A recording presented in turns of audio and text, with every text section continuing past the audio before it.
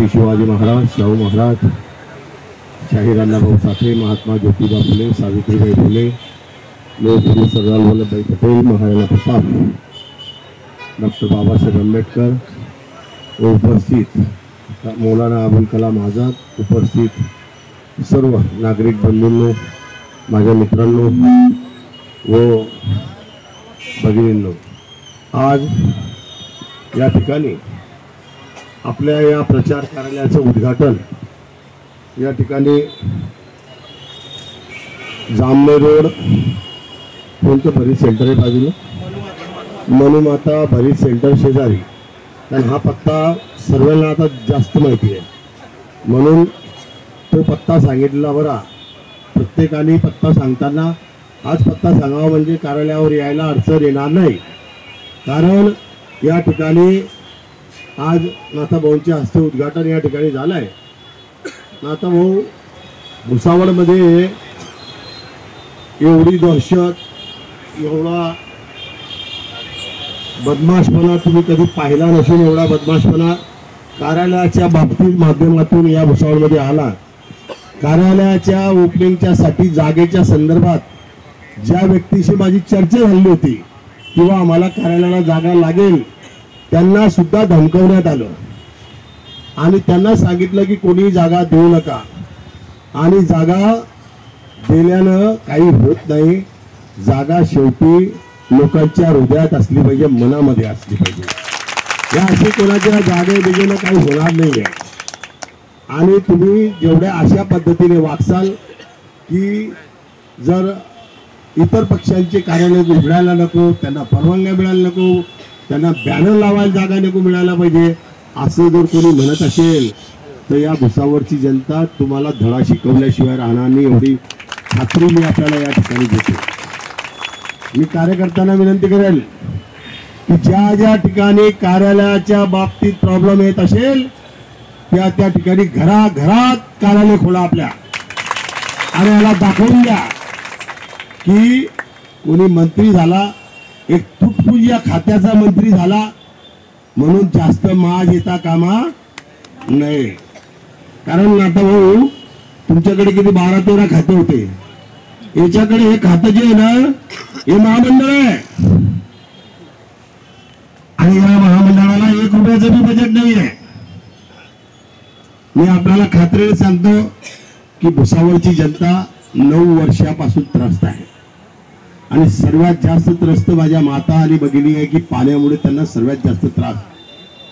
आपण तर माहिती असेल की आपल्या याच्यामध्ये बहु नदी शेजारी असल्यानंतर पाणी पिण्याचं जो सोडा, पाणी पिण्याचं तर इतकं गढूळ पाण्याच्या संदर्भात येतं की त्याची काही लिमिट नाही आहे. काही काही ठिकाणी तर 3-3 दिवसाने आंघोळी करतायत लोक. अशी परिस्थिती आपल्याला पाहण्यासाठी मिळते कारण ते सुद्धा पाणी यांना देता येत नाही आहे चांगल्या पद्धतीचं. फक्त पाईपलाईन इकडे हलव, तिकडे हलव, इकडे टाक्या बनव, तिकडे टाक्या बनव. भाऊ पाण्याच्या टाक्यांचं जे काम चालू आहे ना ते तुम्ही पाहिलं तो माणूस जरी चढला तर टाकी सहित खाली पडेल. अशी परिस्थिती या टाक्यांची आहे. कामाच्या संदर्भात भरपूर काही विषय आहे. आता आदरणीय मुख्यमंत्री साहेब उद्या येत आहेत आपल्या भुसावळला, अत्यंत आनंद आहे. परंतु आज येत असताना तिथले लगेच जे गोरगरीब लोकांचे थोडेफार पोटावर व्यवसाय चालणारे होते ते सुद्धा बंद केले आणि त्या टपऱ्या तिथून काढून टाकल्या. या पद्धतीने जर काही होत असेल तर भाऊ इथे दर वर्षात 4000 अतिक्रमण निघते. किती? 4 वेळेस अतिक्रमण दर वर्षात निघतं आणि ते सुद्धा तोडं पाहून. कुठे अतिक्रमण काढण्याचे पैसे घेतले जातात तर कुठे अतिक्रमण राहू देण्याचे पैसे घेतले जातात. अशा पद्धतीची वाटचाल या ठिकाणी होते. इथे भाऊ जन्म दाखल्याचे पैसे, मृत्यू दाखल्याचे पैसे, जन्म आणि मृत्यू दाखल्याचे पैसे लागत असतील तर या भुसावळमध्ये आपण कसे सुरक्षित असू शकतो. घरपट्टीच्या संदर्भात मोठ्या प्रमाणात वाढ. हा एक नक्की भाऊ की या 15 दिवसात आता 4-5 दिवस झाले मी बघतोय इतकी स्वच्छता चालू आहे की असं समजा पूर्ण स्वच्छता महाराष्ट्रातल्या इथेच उतरलाय. फक्त निवडणुकीसाठी निवडणुकीसाठी या गल्लीत काम त्या गल्लीत काम, बहुतेकशा कामांच्या सुरुवात जरी रस्ते झाल्या तर आचारसंहिता मोडीत काढली जाते आहे. ते काय मोडीत काढायचे ते काढू द्या, पण आमच्या गावाचं काम होऊ द्या. आणि यांचं म्हणणं काय आहे माहिती आहे की संतोष चौधरीने कुठे तक्रार केली, कुठे कंप्लेंट केली. मी तक्रार कंप्लेंट कधीच करत असतो, मी सीधा हिसाब चुकता करत असतो. मी तक्रारवाला माणूस नाही. जाऊन अर्ज फाटे द्यायचे, फोटो काढायचे हे माझं काम नाहीये. मी ज्या ठिकाणी काम सुरू करेल त्या ठिकाणी डायरेक्टली एकच वेळेस करेल. आणि त्या पद्धतीने जर तुम्ही असं म्हणत असाल तर तुम्हाला लक्षात येईल की या भुसावळमध्ये किती मोठ्या प्रमाणात भ्रष्टाचार झालाय.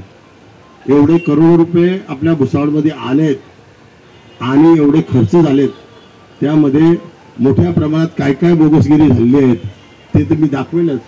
परंतु आपल्याला एकच सांगेल की या भुसावळ शहराचा विकास, काही लोकांना माझी विनंती आहे की काही लोक म्हणतात माझा पक्ष आहे, हे आहे ते आहे, परंतु मी आपल्याला विनंती करेल की लोकसभा विधानसभा बाकीच्या बाहेर कोण अटकलं हा मध्ये कोणी मच्छर अटकला पाय.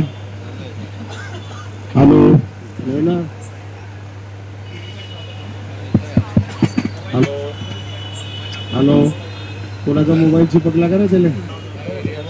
तर माझी विनंती आहे भुसावळ शहरवासियांना की ही पक्षाची निवडणूक नाही नसून पहिले आपल्या विकासाची निवडणूक आहे. भुसावळ शहराची निवडणूक आहे. भुसावळ शहरामध्ये विकास कोण करू शकतं ते लक्षात ठेवलं पाहिजे. आणि ते लक्षात ठेवून जर आपण काम केलं तर मला खात्री आहे की भाऊ या ठिकाणी काही लोक आता बात्या मारतायत की 40,000ने आमची सीट येते आहे. अरे 40,000 मतं भेटणार नाही तुम्हाला, तर बाकी 40,000 सीटचा काय संबंध आला. तो भुजा म्हणतो तुला अर्ध दिसत नाही, तो 40,000 सीट येते. मी म्हटलं तुला पहिले दिसू दे बाबा, आता तुला दिवसा दिसत नाही रात्री दिसते.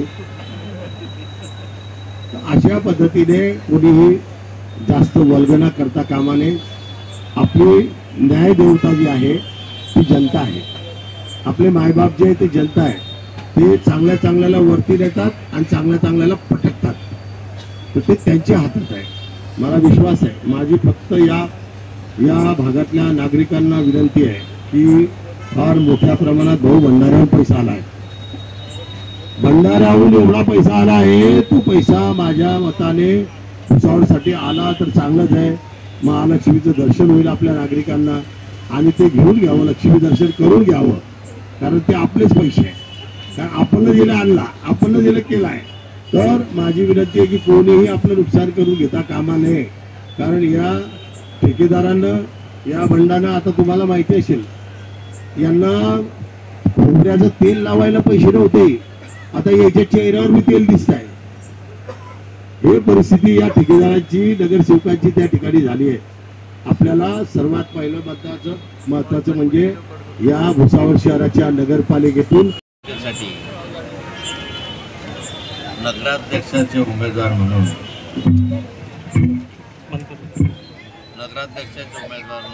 गायत्री बंगाळे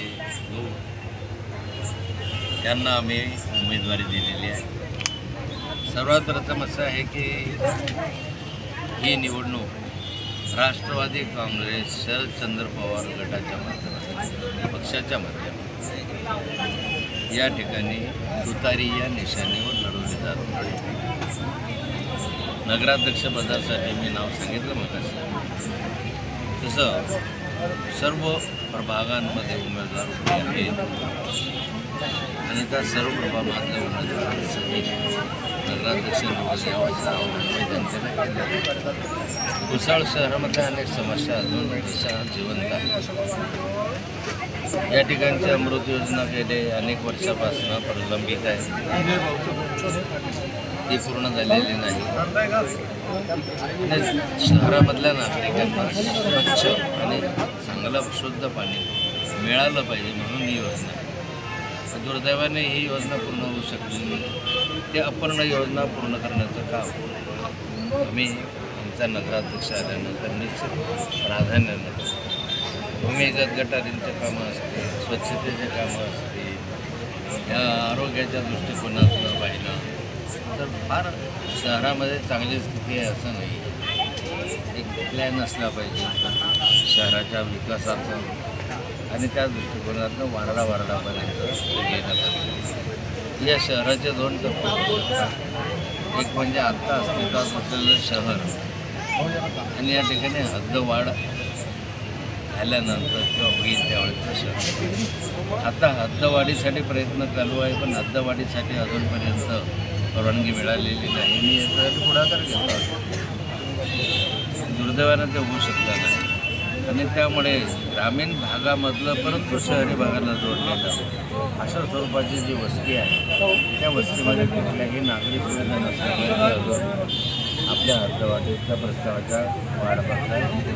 त्याच संदर्भामध्ये आपल्याला त्या ठिकाणी पाठपुरावा करायचा आहे. त्यांनाही नागरी सुविधा मिळाल्या पाहिजे म्हणून प्रयत्न करायचे.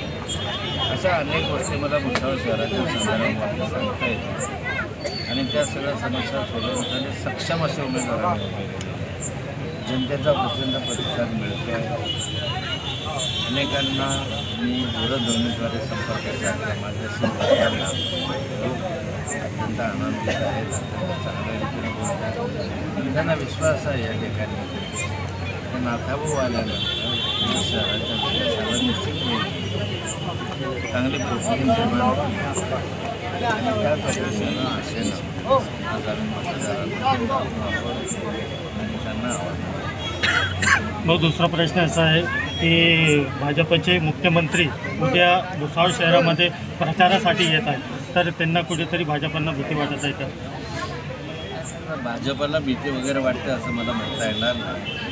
कारण ज्या त्या पक्षाचा उमेदवार निवडून बनण्यासाठी त्या पक्षाचे नेते हे सातत्यानं प्रयत्न करत असतात आणि त्यामुळे त्यांनी येणं म्हणजे याच्यामध्ये मला फारसं आश्चर्य वाटत नाही. मग दुसरं असं आहे की आपलं जे पंकजा मुंडे आहे त्यांचे जे पी आहे त्यांची पत्नीचं आत्महत्येचं प्रकार कुठे भाऊ मग जामनेरातला जो विजय झाला आहे त्याच्यात आता खोडपेंची आता लेटेस्ट प्रतिक्रिया आहे की दाब चकटशाही आणि प्रलोभनं दाबून हा विजय झालेला आहे. भाऊ आपण याच्याकडे कसं बघतात?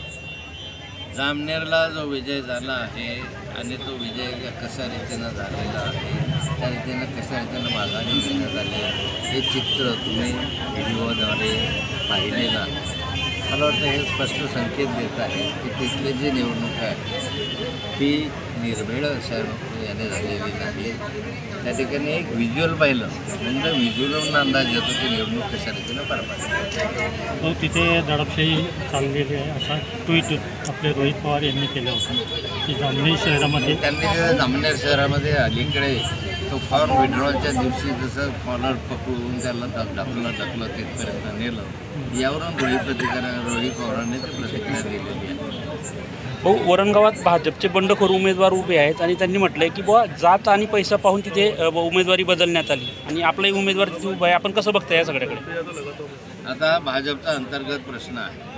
त्याचा जात आणि कशामुळे उमेदवारी बदलली मला माहिती नाही, परंतु त्या ठिकाणी मला जरा वाईट वाटलं, खेद वाटलं आणि मला सुनील काळेंची कीव करावीशी वाटली.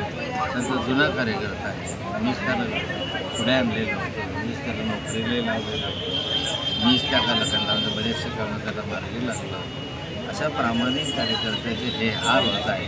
ते गल्लोगल्ली हंडा घेऊन फिरावं लागतं, गल्लोगल्ली आक्रोश करावा लागतो.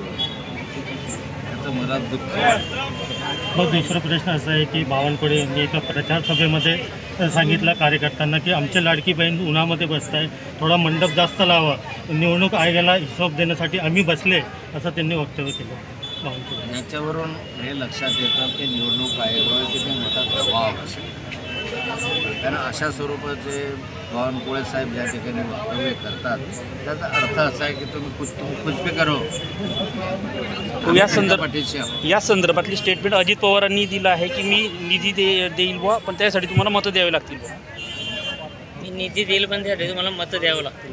राष्ट्रवादी घड्याळवरून आमचे उमेदवार निवडून आणा तर मी तुम्हाला विकासासाठी निधी देऊ असं अजित पवारांचं वक्तव्य. अजित पवारांनी जे वक्तव्य केलं ते अत्यंत दुर्दैव आहे.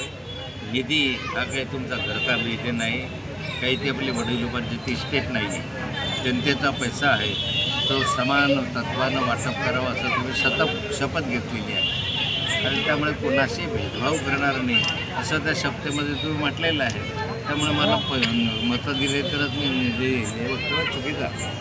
मग दुसरा बारामतीमध्ये शरद पवार आणि आपला अजित पवार यांची युतीमध्ये 8 नगरसेवक निवडून आले बिलबिल.